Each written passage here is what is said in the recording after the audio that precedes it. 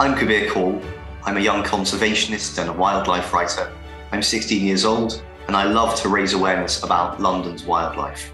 I saw all these wonderful animals on TV and I thought, are any of these animals on my very doorstep? I looked outside and saw that some of these animals were on my doorstep. It was very exciting for me. The owners of the farm have taken the time to protect a house martin colony, and it's one of the largest in East London. London is a big city, but it's also a very green city. It's one of the greenest in the world.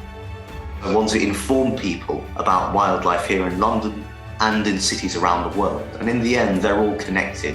We need to strengthen that connection between young people and the natural environment. They'll start to appreciate the organisms that live and breathe around them and how they are part of a wider ecosystem that needs to be protected.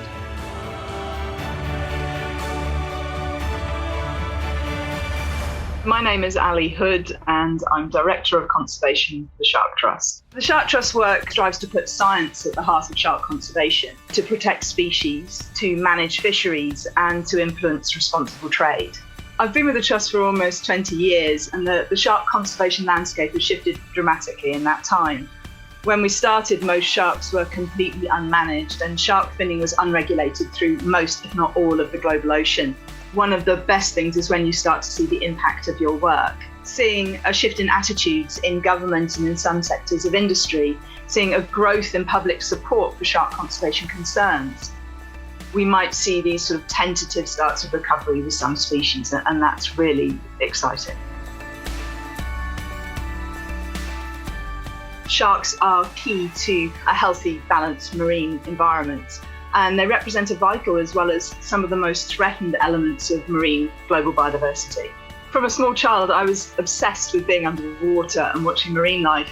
I don't think that I ever considered a different career path.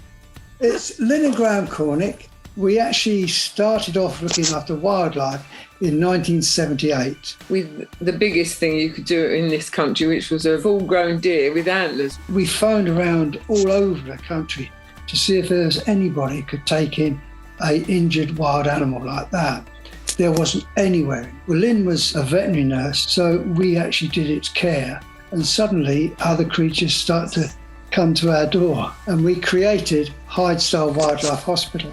They come injured and then obviously the recovery and then getting them back to the wild. To get that final release, wow.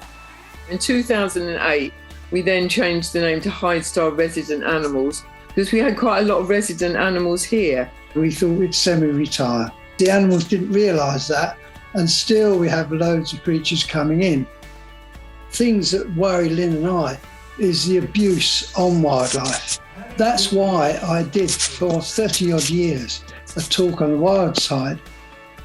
We actually had a legacy left to us. That legacy would go to having the Wildlife Hospital continue. So what is work for Jasper?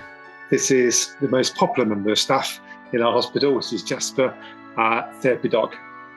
Everybody loves him and everyone cheers and screams when they see him. Jasper used to spend most of his time visiting patients. When COVID came, we realised that the priority needed to be the staff. Many of them were really struggling.